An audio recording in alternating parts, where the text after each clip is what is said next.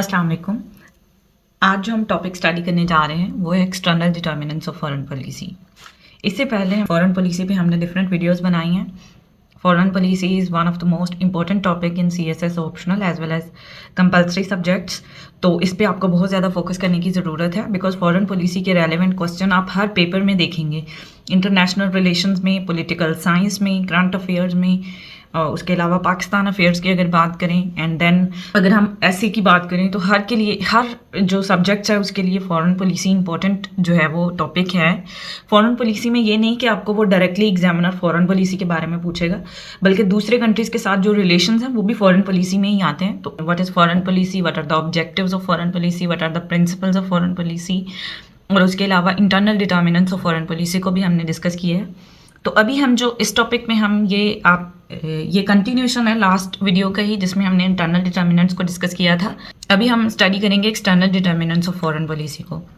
First of all तो foreign policy है क्या, हम अपनी तमाम वीडियोस में ये बार बार डिस्कस करते आ रहे हैं कि फॉरेन पॉलिसी की अगर सिंपल डेफिनेशन है वो ये है कि किसी भी कंट्री का अपने इंटरेस्ट्स की बेस पर दूसरे कंट्रीज़ के साथ रिलेशन बनाना, उनके साथ कोई भी वो सिर्फ कंट्री या स्टेट नहीं, ऑर्गेनाइजेशंस भी हो सकती हैं। जिस तरह पाकिस्तान अपने इंटरेस्ट की बेस पर IMF के साथ जो पाकिस्तान के रिलेशंस हैं वो भी क्या होगी, फॉरेन पॉलिसी ही होगी। तो world has become so interlinked that incidents in other countries have their immediate impact on the other countries. World जो है इतना इंटरलिंक्ड हो गया है, ग्लोबल विलेज की तरह बन गया है पूरी दुनिया। तो किसी भी एक कंट्री में कोई भी इंसिडेंट होता है तो उसका इमीडिएट इम्पैक्ट क्या होता है, दूसरी कंट्रीज पे भी होता है। वो किसी भी तरह से इम्पैक्ट हो सकता है। जो सबसे ज़्यादा चीज़ इफेक्ट होती है वो होती है फॉरेन पॉलिसी। जैसे अगर यूक्रेन और रशिया का इशू है तो इसकी वजह से पूरा वर्ल्ड जो है वो इम्पैक्ट है वर्ल्ड पूरे के ऊपर और वर्ल्ड की फॉरेन पॉलिसी पर भी। तो कूज इन नेबरिंग कंट्रीज, पोलराइजेशन इन नेबरिंग कंट्रीज और crisis in any other country in middle east, वो सब कुछ जो है वो दूसरे कंट्रीज़ के लीडर को, उनके एक्शंस को क्या करता है, इम्पैक्ट करता है। पैलेस्टीन और इसराइल का जो इशू है उसके अकॉर्डिंग तमाम लीडर्स का अपना अपना स्टांस है। तो जो भी तमाम कंट्रीज़ के लीडर्स का स्टांस है रिगार्डिंग इसराइल पैलेस्टीन इशू, वो किसको डिटर्मिन करता है, उस कंट्री की फॉरेन पॉलिसी को, कि वो कंट्री अपनी फॉरेन पॉलिसी किस तरह से लेके चल रही है और उनका क्या स्टांस है रिगार्डिंग दैट इशू। अब हम डिस्कस करेंगे वन बाय वन उन तमाम पॉइंट्स को जो किसी भी कंट्री की फॉरेन पॉलिसी को डिटर्मिन करते हैं, और वो कौन से पॉइंट्स हैं जो एक्सटर्नल फैक्टर्स हैं। इंटरनल फैक्टर्स को हम ऑलरेडी डिस्कस कर चुके हैं, उसके लिए आप चैनल की प्लेलिस्ट को विजिट कर सकते हैं जिसका नेम है foreign policy. First is international power structure. जो नेचर है पावर स्ट्रक्चर का, उसका बहुत ज़्यादा इम्पैक्ट होता है on foreign policy of one's country. मतलब जो अमेरिका US है उसके साथ कंट्री के रिलेशन और तरह से होंगे, और कोई ऐसा कंट्री जो इतना पावरफुल नहीं है उसके साथ किसी भी और कंट्री के रिलेशन उस टाइप के नहीं होंगे जिस तरह से वो US के साथ रिलेशंस रखेगा। तो लेकिन जो पावर स्ट्रक्चर है वो वेरी करता है विद द टाइम। अगर हम वर्ल्ड वार से पहले की बात करें तो उससे पहले US जो है वो आइसोलेशनिज्म की पॉलिसी को फॉलो कर रहा था, और वो किसी भी कंट्री के साथ उसके कोई स्पेसिफिक रिलेशंस नहीं थे। लेकिन जब वर्ल्ड वार 2 हुई और यूरोप कंप्लीटली डिटेरियोरेट कर गया, जो यूरोप का रोल था वो अब किसके पास चला गया, US के पास। और उस टाइम पे इंटरनेशनल पावर स्ट्रक्चर पर US एक नई पावर के तौर पर आया। तो इसी तरह से अगर हम कोल्ड वार पीरियड की बात करें तो वो बाइपोलर वर्ल्ड ऑर्डर था। उस टाइम पे USSR और US दोनों ही ग्रेटेस्ट पावर्स थी और राइवल्स थे एक दूसरे के। ब्लॉक्स बने हुए थे, एक कम्युनिज्म को फॉलो कर रहा था और एक कैपिटलिज्म की पॉलिसी को फॉलो कर रहा था। अगर कोल्ड वार के बाद की बात करें तो उस टाइम पे अमेरिकन हेजेमनी पीरियड था, यूनिपोलर वर्ल्ड स्ट्रक्चर था इंटरनेशनल, सिर्फ एक अमेरिका ही पार था। बिकॉज उसी टाइम पे पोस्ट कोल्ड वार के दौरान ही USSR डिसइंटीग्रेट हो चुका था, डिफरेंट पार्ट्स में डिवाइड हो गया था, और जो पावर अब अमेरिका के पास थी वो किसी और के पास नहीं थी। तो उसी के इंटरनेशनल पावर स्ट्रक्चर ही तमाम कंट्रीज़ की फॉरेन पॉलिसी को डिज़ाइन कर रहा था। वही कंट्रीज़ जो पहले USSR की सपोर्ट में थी, वो कंट्रीज़ का टिल्ट किस तरफ हो गया, US के पास, because US was the only power at that time. और कंट्रीज़ इस चीज़ पे कंपेल थी कि वो अपनी फॉरेन पॉलिसी को चेंज करें according to international power structure. अब जो करंट पीरियड है ये एक इमर्जेंट मल्टीपोलर वर्ल्ड ऑर्डर है। ये ना तो बाइपोलर है ना ही यूनिपोलर है। इस टाइम पे सिर्फ अमेरिका या रशिया ही एक पार्स नहीं है, बल्कि और भी डिफरेंट कंट्रीज़ हैं जो मिलिटरली या फिर इकोनॉमिकली इम्प्रूव कर रही हैं और वो जो वर्ल्ड पावर हैं उनमें शामिल होती जा रही हैं। तो पाकिस्तान को क्या करना चाहिए इस सिनेरियो में, Pakistan should exercise the option of multiple alliances और इशू बेस्ड अलायंसेस, मतलब पाकिस्तान खुद तो कोई भी पार, फिलहाल जो कंडीशन है पाकिस्तान की, नहीं बन सकता पाकिस्तान किसी भी किस्म की कोई पार, ना तो इकोनॉमिकली और ना ही मिलिटरीली।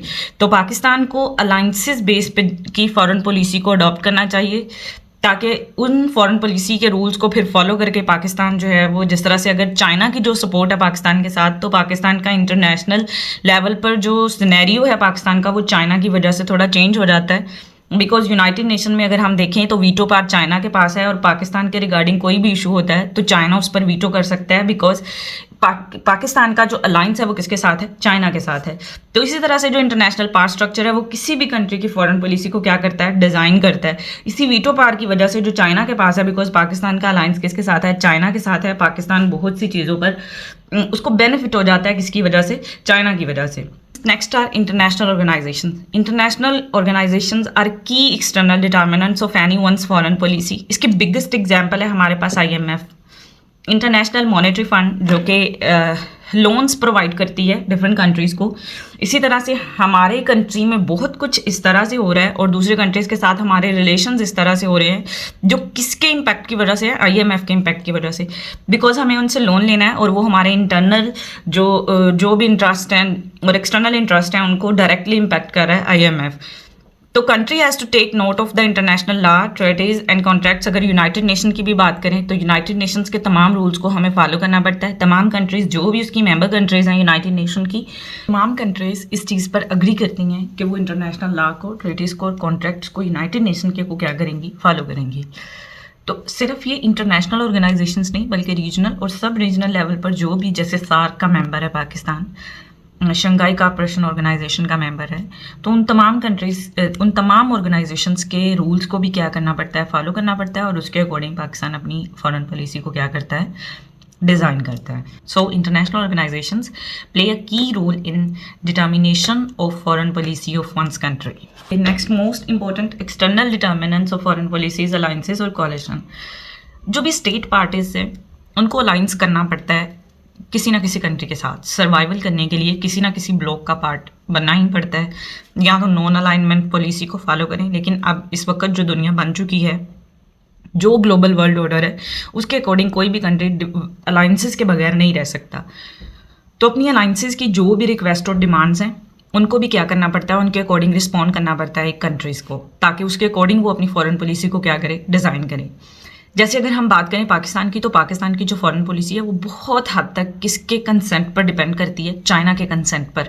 अब जस्ट वो मतलब जिसमें रिलेशन किसका आ जाएगा, चाइना का। जैसे अगर हम ताइवान इशू की बात करें, वहाँ डेमोक्रेसी के टॉपिक पर जो है वो एक समिट हुई थी जिसको US ने होस्ट किया था। उसमें बिकॉज ताइवान के पार्टिसिपेंट भी शामिल थे, तो पाकिस्तान उस समिट में शामिल नहीं हुआ था, उस डेमोक्रेटिक समिट में, बिकॉज पाकिस्तान उस वक्त चाइना को सपोर्ट कर रहा था। ताइवान का इशू है चाइना के रिलेटेड, तो उसके अकॉर्डिंग पाकिस्तान ने चाइना को सपोर्ट किया था। इसी तरह से अभी रिसेंटली इंडिया में अगर G20 समिट हुई है तो उसमें चाइना ने पार्टिसिपेट नहीं किया, बिकॉज वो समिट जो है वो डिस्प्यूटेड एरिया में थी, कश्मीर, जम्मू कश्मीर के डिस्प्यूटेड एरिया में थी इंडिया में, तो इसलिए चाइना ने वहाँ पर पार्टिसिपेट नहीं किया। ये किसको सपोर्ट करना है, पाकिस्तान को। और पाकिस्तान ने अगर डेमोक्रेसी की समिट को नहीं उसमें पार्टिसिपेट किया, तो ये पाकिस्तान का किसको सपोर्ट करना है, चाइना को। Being a part of N alliance, बहुत ज़्यादा अच्छे रिलेशंस ये शेयर करते हैं एक दूसरे के साथ, तो उसी बेस पे अपनी फॉरेन पॉलिसी को क्या करते हैं, डिज़ाइन करते हैं कि चाइना उस समिट में पार्टिसिपेट नहीं करेगा। पाकिस्तान सपोर्ट करता है चाइना के स्टांस को ऑन ताइवान, जो कि एक डिस्प्यूटेड टेरिटरी है। पाकिस्तान मुकम्मल तौर पर इसमें चाइना को क्या करता है, सपोर्ट करता है। तो ये एक फॉरेन पॉलिसी है जो पाकिस्तान की है towards China according to their alliance. उसके अलावा अगर हम इंटरनेशनल लेवल पे बात करें तो रशिया यूक्रेन एक हॉट इशू है इस टाइम पे। रीज़न क्या है इस सारे इशू की, जो बेसिक कोर रीज़न है वो ये है कि रशिया नहीं चाहता कि यूक्रेन किसका पार्ट बने, नेटो का। NATO is an organisation, North Atlantic Treaty Organisation, जो कि एक मिलिट्री बेस्ड ऑर्गेनाइजेशन है।